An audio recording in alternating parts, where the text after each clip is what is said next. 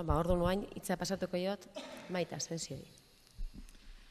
Lehen aipatu dugun bezala, Urtsintxa berez aisialdi eskola bada, baina, Urtsintxan hartu ginen duela urte pila bat, ze garrantzitsua da aisialdia hizkuntza normalizazioaz hitz egiten deunen, ez? Azkenen, eskola barruan jasotzen hizkuntza horrek, Iñaki komentatu duen bezala askotan, gero sozializazioako, zerbait pasatzen da, galdu iten dela hizkuntza hori, ez? Zergatikan galtzen da, igual, ez dakit, gazte edo ikasle horiek, gora informaletako hizkuntza ezagutzen ez dutelako. Eta Iñaki komentatu duen bezala, ikastetxe guztietan irakasleek ikutzen dute oso jarrera positiboa gauza hauek lantzeko garaian, baina baita ere nahi iruditzen zait, zama astuna daukatela, ez? Gure lana edo zuen lana da ikasle hauek hizkuntza formal, gaitasunezko, formal bat, ez? Gaitasuna handiakin jasotzeko, eta oain zer, informala bai guk erakutsi behar diegu, ez? Nun bukatzen da gure lana eta nun hasten da beraiena, edo beraien kabuzin behar duten lanketa hoi. Orduan, Urtsintxan urte asko daramatzagu, pixka bat, hizkuntza informal hoi, eskolatik kanpoko egoera informal hoietan, erabiltzen den hizkuntza hoi lantzen. Ikasle, irakasle, guraso, eta adintarte zabalekin, ezta? Orduan, horren arira, duela urte batzuk sortu genuen ez izeneko programa bat, eta nik gaur zuzenen hori aurkeztuko izuet, ze azken finen gu dauzkagun programa desberdinetatikan eskola ordutan ematen den programa bada.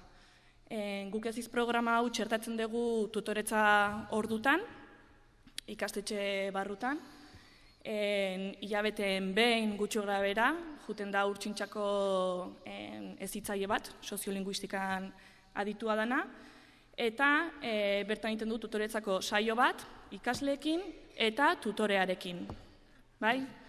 Orduan, guk iten dugu lanketa hau, iten dugu ikasleekin eta irakasleekin aldi berean, denak batera. Guk lortu nahi duguna ikasle hauekin da, beraiek euskera ziteko autua egiten badute modu kontziente baten izatea. Ez izatea euskera zitzein behar dezu, baina zergatik.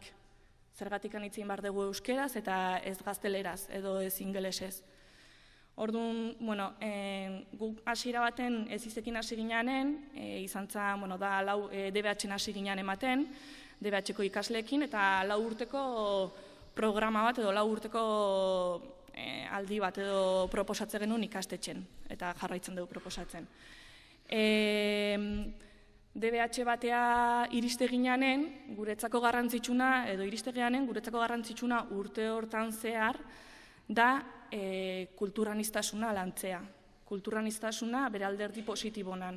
Eta kulturaniztasun hortan sartzen dugu euskera, baina ez geha ibiltzen euskerakin gora eta bera denbora guztin, baizik eta beste hizkuntza baten trataera berdina izaten du programa honetan, ez?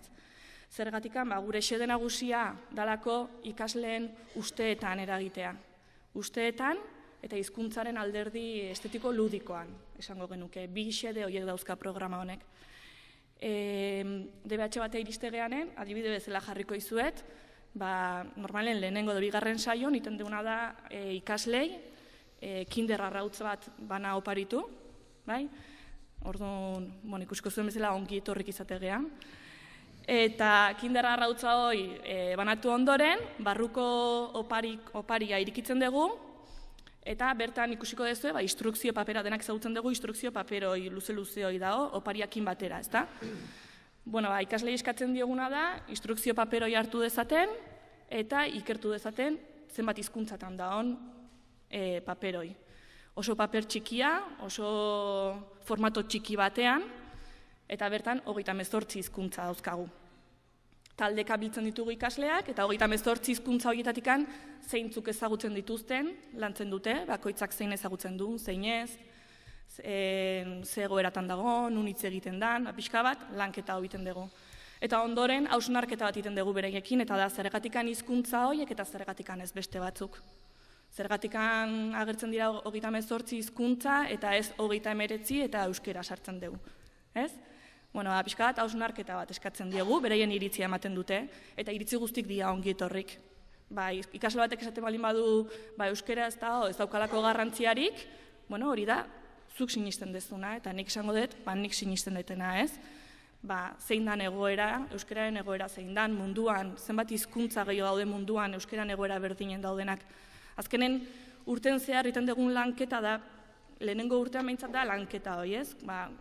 Ikustea, kulturaniztasun hori, horren berri izatea, eta beraiek pixka bat kokatzea munduan ze leku okupatzen dugun. Azkenen guretzako garrantzitsua da, beraiek informazioa eukitzea, beraiek hautatzeuen ze hizkuntza erabili, bai?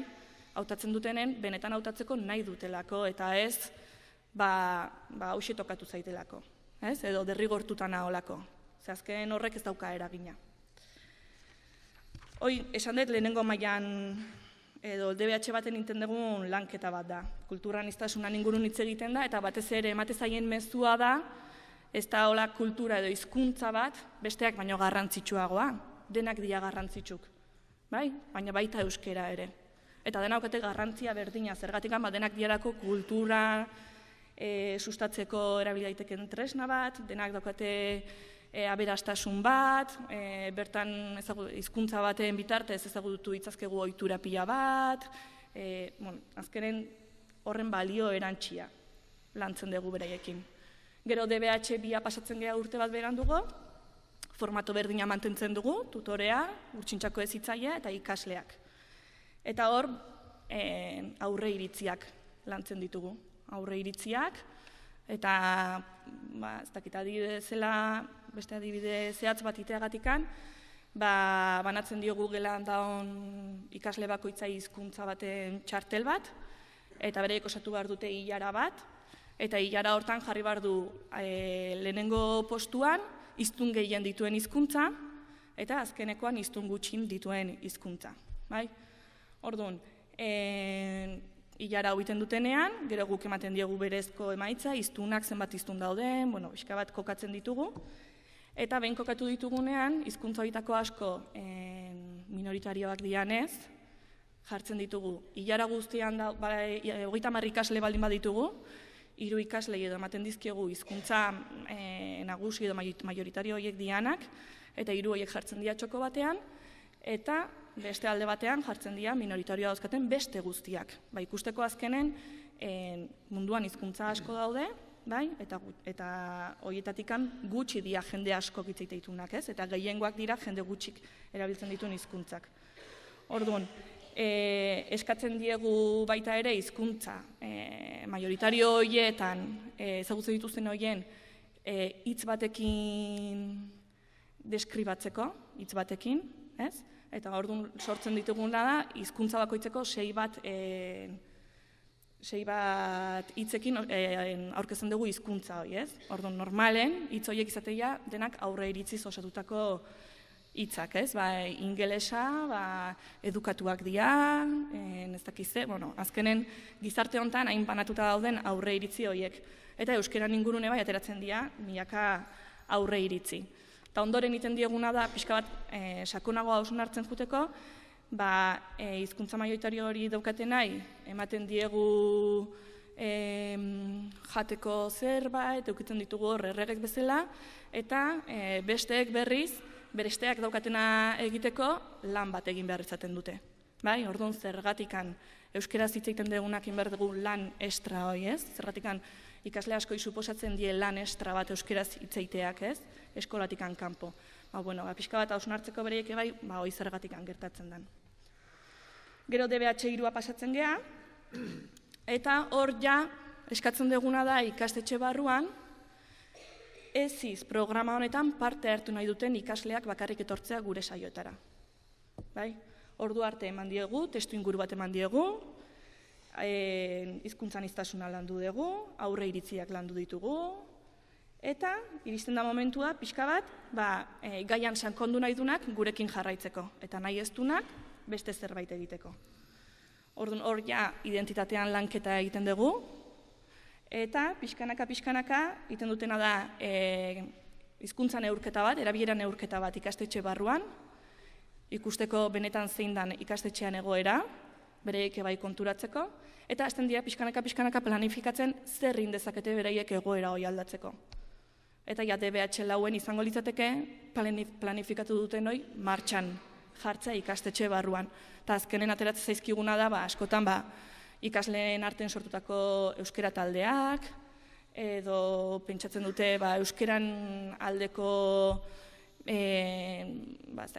mural bat egitea ikastetxe barruan, beste kasu batzutan atera da aldizkari bat euskeraz, euskeran inguruko gauzen berri ematen duna, adibidez gaztek zer egin dezakite euskeraz gure herrian, eskolatikan kapo, zer dago aisialdi munduan euskeraz egin dezaketena, eta horren berri ematen dute, beste ikasleke parte hartu dezaten. Baina, gertatu zaigu, urtetan, DBH-en sartzeko, edo programa hau egin alizateko zailtasunak. Azkenen DBH-en sartzeialako beste erritmo baten, kurrikulumak tarte gutxiago eskaintzen dio egoera hauek lantzeko, eta orduan, gaur egun, antzeko programa bat lantzen dugu LH-en azkeneko zikloan, hau da 5 eta 6. mailan. Lehen aipatu duten hau da 4 urteko ziklo bat, eta oraingo honetan da 2 urteko programa bat. Orduan bertan, aurrekin saiatzea lantzen, DBH-en lantzen dian aurre iritzi horiek eta baino beste modu batean. Dena izaten da, bai DBH-en da bai LH-en, pixka bat aisialdiko ikutu horrekin, azkenengo aisialdiko ezitzagiak gehalako, talde dinamika asko, eta DBH-en gela barrunite balin badare, LH-en askotan patio bateratzen geha, edo psikomotrizidade gela, edo dana dalakoa, ikastetxen zehar ibiltzen geha, gauza desberdinak iten. Eta, esan deten bezala, LH-en gauza berdintxuak lantzen dira, baina beste modu batean egokituta lehen hezkuntzako aurrentzat.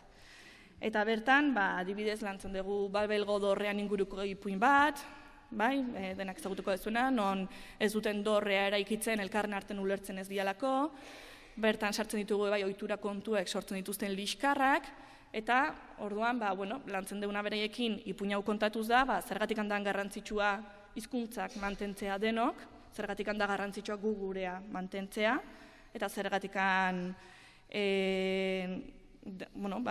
dauden hainbeste hizkuntza munduan, eta zer esan nahi duen horrek, eza.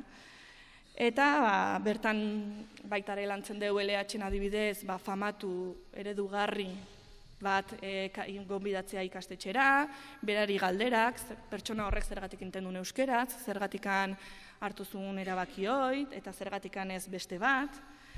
Eta, pixka bat lantzen duguna da 5. mailan eta 6. mailan, da DBH-ko antzera zein dan gure realitatea eta zer egin dezaket nik hau aldatzeko, baina modu txikiago batean. Konturatzen bazatea DBH-en da 4 urteko prozesu bat eta 3. eta 4. mailan daude pixka bat planifikatzen eta martxan jartzen euskeran aldeko egitasmo bat, eta hemen 5. mailan da pixka bat kokapena eta 6. mailan ja euskeran inguruko zerbait egitea ikastetxe barruan, eta normalen atera izan zaizkigunak dira aur txikiagokin egun oso bateko jola saio bat, edo euskeraren eguna antolatzen degunen ez izen parte hartu duten ikasle hauek sortzen dute dinamika bat goizean zehar ikasle gaztegoek egiteko, eta pixka bat bereiek eredu sentitu daitezen.